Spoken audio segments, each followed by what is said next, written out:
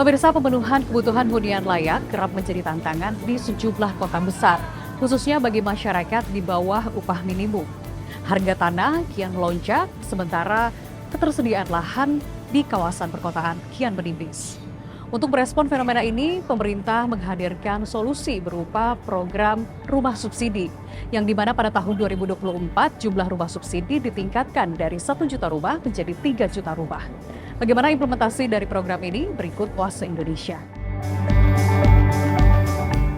Memastikan hak atas kesejahteraan sosial dan kesempatan hidup setara bagi semua warga merupakan semangat awal pemerintahan Presiden Prabowo Subianto saat meluncurkan program 3 juta rumah subsidi dengan rincian 2 juta rumah di wilayah perkotaan dan 1 juta rumah di wilayah pedesaan. Tadi Presiden meminta untuk supaya hal-hal yang kebijakan yang pro rakyat oleh Presiden Prabowo, ya, yang dari tadinya bayar menjadi gratis, yaitu BPHTB tadinya 5% menjadi 0, kemudian juga restribusi PBG, ya, PBG persetujuan bangunan gedung dari bayar jadi 0, dan PPN ini ditanggung pemerintah sampai Juni 2025, ini supaya disosialisasikan secara masif ke daerah supaya bisa dinikmati oleh MBR. Ini khusus kebijakan untuk MBR, yaitu masyarakat berpenghasilan rendah. Jadi Presiden Prabowo sangat pro kepada rakyat kecil, bagaimana kebijakan ini yang tadinya bayar jadi gratis dan yang tadinya lama jadi cepat. Dan ini diminta untuk disosialisasikan dan dijalankan oleh semua kepala daerah di seluruh Indonesia. Wilayah perkotaan menjadi prioritas program ini. Badan Pusat Statistik BPS 2024 mencatat, secara nasional terdapat sekitar 9,9 juta backlog perumahan, yaitu kesenjangan antara jumlah rumah yang dibutuhkan dengan jumlah rumah yang tersedia. Jadi backlog itu ada dua, backlog kepemilikan dan juga backlog kualitas rumah gitu ya. Jadi artinya apa? Ada 9,9 juta masyarakat Indonesia yang belum memiliki rumah. Dan ada 26,9 juta masyarakat Indonesia yang rumahnya tidak layak huni. Jadi dua backlog Allah itu yang mendasari kami kemudian menuju program 3 juta rumah tadi.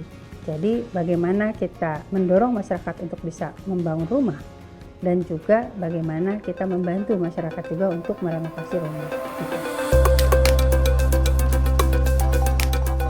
Adapun pemerintah menetapkan rumah subsidi diperuntukkan bagi masyarakat berpenghasilan maksimal 8 juta rupiah. Skema pembiayaan disusun dengan mempertimbangkan batas maksimal kemampuan bayar.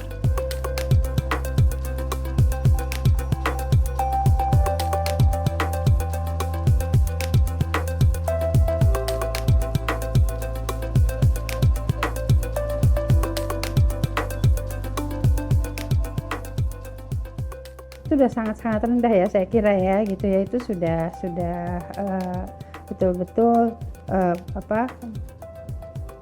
program pemerintah yang tentu membuat meringankan beban masyarakat dalam menyicil gitu ya rumah tersebut.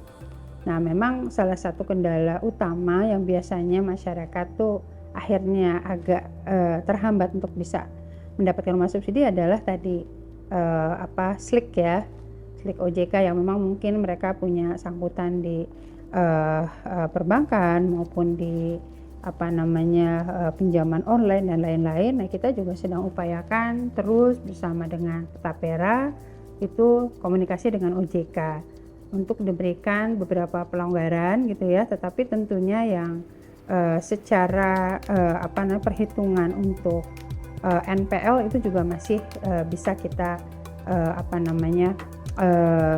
lihat NPL-nya tidak boleh tinggi begitu.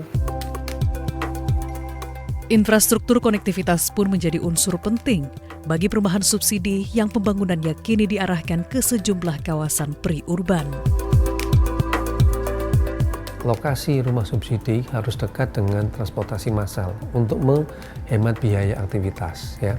Artinya kalau lokasinya semakin jauh dari transportasi massal, justru warga akan cenderung untuk, kalaupun membeli ya, dia tetap akan tinggal ke arah dekat tempat kerja. Akibatnya apa? Rumah-rumah tadi tidak akan dipakai ya, akan menjadi lebih sebagai investasi, tapi bukan untuk ditinggal. Kedua, lokasi yang jauh dari transportasi massal perlu infrastruktur yang bagus. Nah, biaya infrastruktur ini sangat tergantung dari pemerintah daerah sebenarnya, bukan oleh pengembang. Artinya apa? Artinya kalau tidak ada infrastruktur yang memadai, bisa dipastikan lokasi tadi tidak akan berkembang.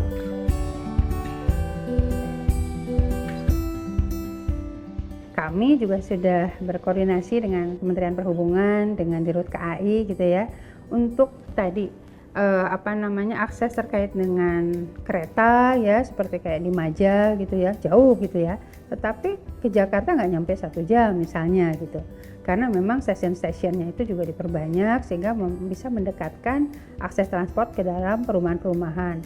Terus saat ini juga dari pemerintah Provinsi DKI ya, yang saya baca juga sangat mensupport tuh dengan kemudian menambah ya jangkauan Transjakarta sampai ke daerah-daerah penyangga, ke Bekasi, ke Bogor, dan ke Depok dan lain-lain begitu ya. Ini juga tentu membuat lokasi-lokasi rumah subsidi tersebut walaupun mungkin agak sedikit jauh begitu ya, tetapi transportasinya memadai begitu. Isu lain yang tak kalah menarik dari rumah subsidi adalah soal kualitas bangunan. Di tahun-tahun sebelumnya, masyarakat menilai kualitas rumah subsidi buruk karena intensitas kerusakan yang kerap terjadi. Kini, perspektif itu mulai bergeser seiring langkah Kementerian Perumahan dan Kawasan Permukiman yang tidak hanya menindak tegas pengembang nakal, tetapi juga membentuk komunitas penghuni rumah subsidi yang menjembatani penghuni rumah dan pemerintah.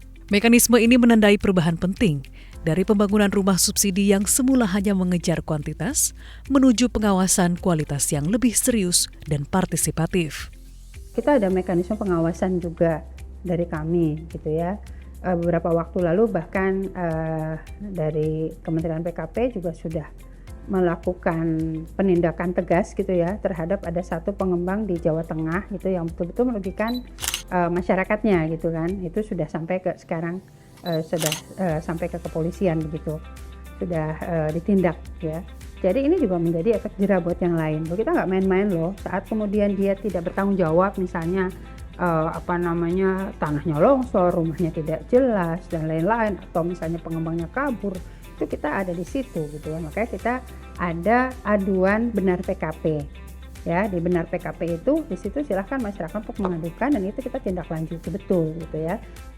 Dari total backlog perumahan nasional yang mencapai 9,9 juta rumah tangga, Jakarta tercatat mempunyai backlog kepemilikan mencapai lebih dari 1,1 juta unit pada tahun 2024, atau sekitar 11% dari total backlog perumahan nasional.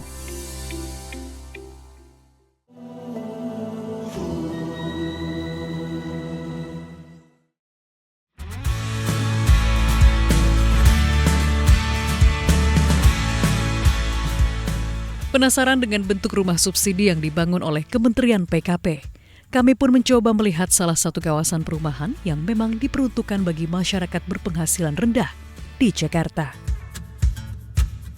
Nah, kita akan coba lihat, ini salah satu rumah subsidinya. Kita akan lihat seperti apa isi di dalamnya, dan kita akan coba tanya-tanya dengan penghuni di dalam. Selamat siang, Ibu. Permisi. Iya. Ibu izin kita mau lihat-lihat rumah di dalam, boleh nggak Bu isinya Boleh. seperti apa? Betul. Dengan Ibu siapa? Ibu Tiwi. Dengan Ibu Tiwi, saya Ya. Gelari Ibu dari kantor BKK. Ya. Bu, ini boleh tahu nggak sih ini Ya. luasnya berapa Bu rumah ini? 60 kali 3, 30. 60 kali 30. Ya. Nah, ada berapa kamar dan ada apa aja sih di dalam Bu? Boleh lihat kan? Boleh ada 2 kamar. Ini 2 kamar. Ya, sama ada kamar mandi. Ada 1 kamar mandi. Ya. Ini juga ada ruang tengahnya ini ya, Bu, Betul ya. sekali. Nah, kalau di belakang ini apa, Bu? Boleh kita lihat nggak Oh, ke dalam? boleh. Ini dapur. Ini dapur ya. Betul. Oke. Maaf. Oke. Oke, nah dapurnya seperti ini ya, pemirsa. Betul. Ini ukurannya berapa, Bu, dapurnya? 2 meter kurang kali 6. Ibu sendiri udah berapa lama, Bu, tinggal di sini? Saya baru 2 bulan baru pindah. Ibu tahu ada program rumah subsidi ini dari mana, Bu? Dari teman suami. Teman suami. Ya. Oke, nah kenapa akhirnya memilih untuk tinggal di rumah subsidi, Bu? Karena mungkin biayanya buat per bulannya termasuk murah, terjangkau lah. Nah, kalau di sini, Bu, harga cicilan per bulannya berapa? 1.450 150. Iya. Itu flat. flat Berapa tahun, Bu? selama 15 tahun. 15 tahun. Betul. Oke. Nah, dengan harga segitu tuh menurut Ibu termasuk murah atau agak kemahalan atau seperti apa? Termasuk murah, sangat terjangkau untuk yang suami saya bekerja sebagai pegawai pabrik. Ya. Kalau kualitas bangunan yang selama ini Ibu tempati, Iya. selama 2 bulan ini sudah ada kerusakan nggak sih, Bu? Atau ini masih baik-baik aja atau gimana? Masih baik-baik aja sih, Mbak ya. Bagus. Oh. Ya, bangunannya bagus.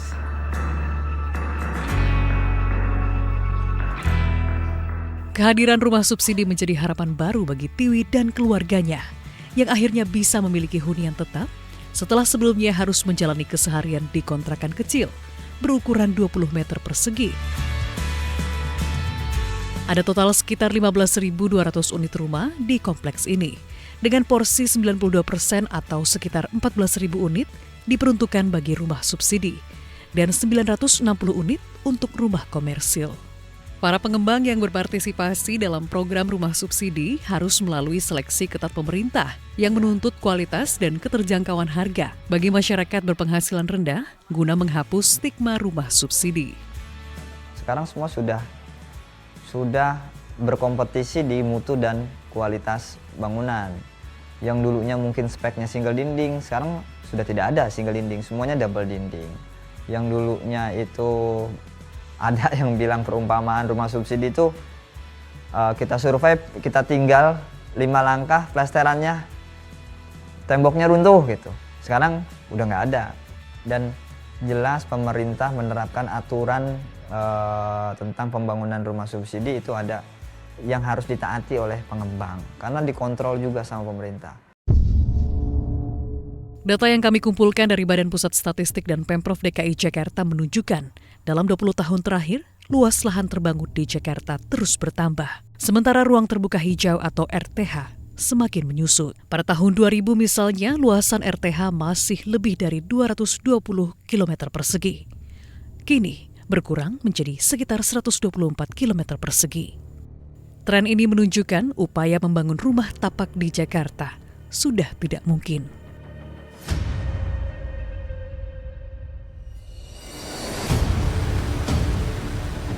Lahan itu tidak bisa diciptakan lagi, jadi memang sangat terbatas. Nah, lahan-lahan di kota otomatis akan jauh lebih mahal. Mau tidak mau, suka tidak suka pun juga akan beralih kepada di pinggir di situ itu. Jadi untuk memenuhi harga yang dipatok pemerintah. Begitu juga kalau di kota kan ada rusun di situ itu. Jadi bagaimana dengan tanah terbatas itu didorong untuk dinaikkan sehingga masyarakat itu lebih dekat dengan tempat kerja dan sebagainya. Keberadaan rumah subsidi nyatanya tak hanya menyediakan hunian layak bagi masyarakat berpenghasilan rendah, namun juga turut menggerakkan perputaran ekonomi melalui sektor pembangunan, penyerapan tenaga kerja, hingga tumbuhnya usaha di sekitar kawasan perumahan. Sektor perumahan itu dapat menyokong sedikitnya adalah 2%. Di situ. Nah, itu dari industri, belum masalah dengan tenaga kerjanya.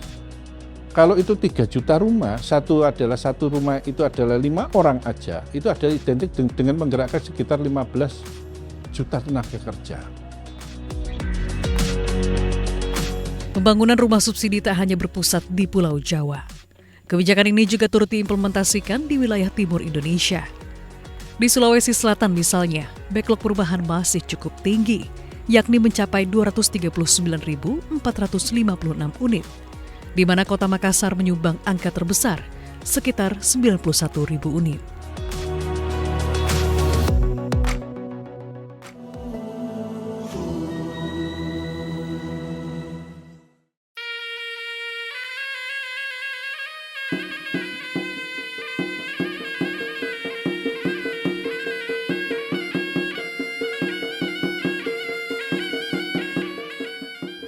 Pemirsa, jika kita sudah melihat kondisi hunian di Jakarta, saat ini saya akan mengajak Anda untuk melihat kondisi hunian di salah satu kota terbesar di Indonesia bagian timur, yaitu Makassar, Sulawesi Selatan. Pesatnya pertumbuhan ekonomi di wilayah ini beriringan dengan meningkatnya harga tanah yang mencapai 25 juta rupiah per meter persegi. Hal ini menyebabkan terjadinya ketimpangan antara jumlah hunian yang dibutuhkan masyarakat dengan jumlah hunian yang sudah terbangun. Seperti apa kondisinya? Mari kita lihat bersama. Kehadiran rumah subsidi tak hanya berkembang pesat di Pulau Jawa. Dengan mengedepankan prinsip keadilan pembangunan, kebijakan rumah subsidi juga turut dibangun di wilayah timur Indonesia. Salah satunya di Provinsi Sulawesi Selatan. Pertumbuhan perekonomian yang kita berbicara kawasan saja, berbicara kawasan di Maminasata, Makassar, Maros, Sungguh Minasa, dan Takalar. Nah, investasi yang dari luar itu kebanyakan masuk di kawasan Maminasata, khususnya di Makassar. Untuk masyarakat yang ada di kota Makassar, untuk membangun rumah baru, itu sudah sangat-sangat kecil kemungkinan. Provinsi Sulawesi Selatan saat ini tercatat memiliki angka backlog perumahan sebesar 239.456 unit, di mana kota Makassar berada pada urutan tertinggi dengan angka backlog perumahan mencapai 91.000 unit. Sementara itu, UN World Urbanization Prospects mencatat setiap tahunnya kota Makassar mengalami pertambahan penduduk sebesar 32.460 jiwa. Untuk menjawab fenomena ini, pembangunan perumahan layak huni pun mulai diarahkan ke wilayah-wilayah penyangga. Strategi ini bukan sekedar perluasan spasial, melainkan bagian dari upaya mendesain ulang pusat-pusat pertumbuhan baru yang lebih merata dan berkelanjutan. Nilai lahan yang terlalu tinggi tidak cocok dengan nilai jual untuk rumah bersubsidi. Sehingga untuk mengatasi backlog yang di Kota Makassar ini, maka pembangunan perumahan itu berada di luar Kota Makassar, di pinggiran Kota Makassar. Tetapi usernya, peminatnya adalah masyarakat Kota Makassar. Nah, kemudian pertumbuhan perumahan untuk di Sulawesi Selatan itu sekitar 1,3% untuk tahun 2024 itu menurun. Nah, jadi yang untuk 2024 pertumbuhan rumah di Sulawesi Selatan itu cuma 29.675 unit. Berarti kontribusi pembangunan MBR ini terhadap backlog perumahan itu cukup besar. Itu sampai berapa persen? 14.200 itu sampai 10% lebih. Saya melihat langsung kondisi perumahan subsidi yang dibangun pemerintah Provinsi Sulawesi Selatan bersama sejumlah pengembang untuk menjawab masalah backlog perumahan. Salah satu kawasan yang kini berkembang pesat adalah Moncong Loe, Kabupaten Maros. Jaraknya sekitar 12 km dari kota Makassar, dengan waktu tempuh kurang dari 30 menit.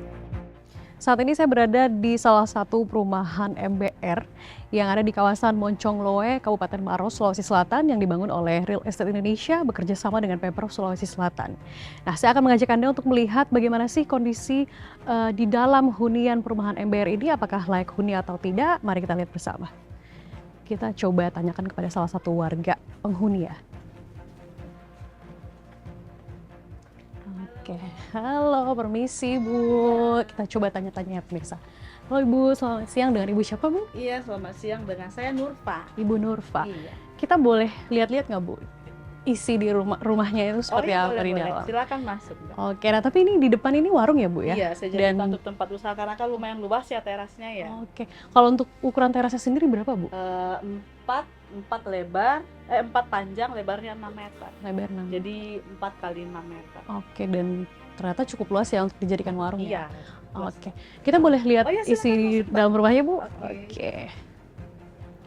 Wow, cukup luas ya Bu ya. Iya. Ini untuk ruang tamunya sendiri ukurannya 3x5. 3x5.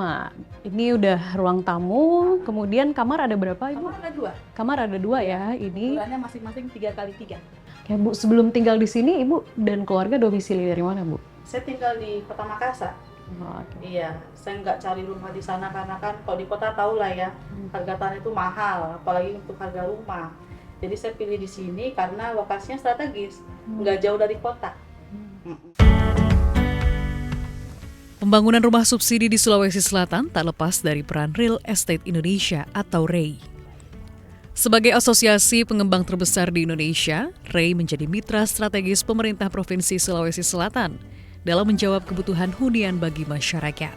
Melalui kerjasama dengan pemerintah provinsi, REI berperan krusial dalam menentukan lokasi pengembangan hunian dengan mempertimbangkan aksesibilitas dan daya dukung kawasan. Pertama dulu kita melihat tata ruangnya.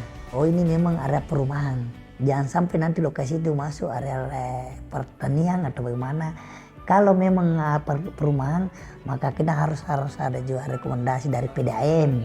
Harus memang kita mengurus daripada tentang rekomendasi dari Dinas Kesehatan tentang mengenai pemeriksaan laboratorium daripada airnya layak atau tidak.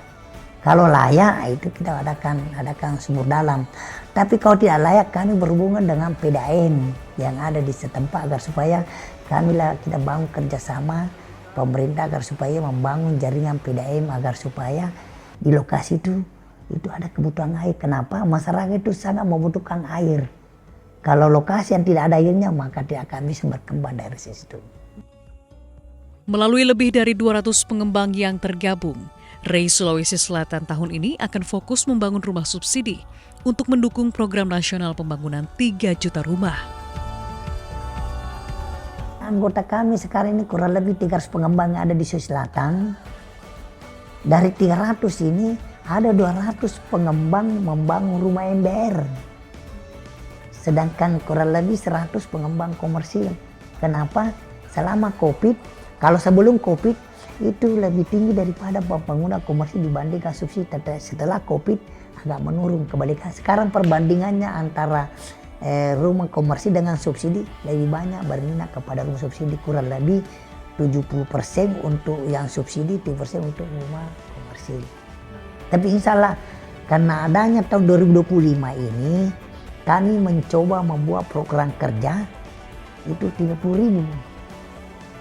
30.000 terdiri dari 20.000 untuk rumah MBR, 10.000 untuk komersil agar supaya ini bisa berjalan dengan baik. Apalagi sekarang program pemerintah sekarang ini yang diutamakan ada pembangunan rumah 3 juta rumah.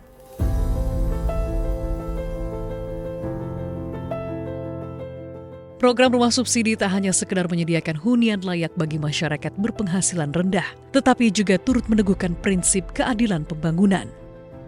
Dengan jangkauan yang merata hingga ke berbagai wilayah Indonesia.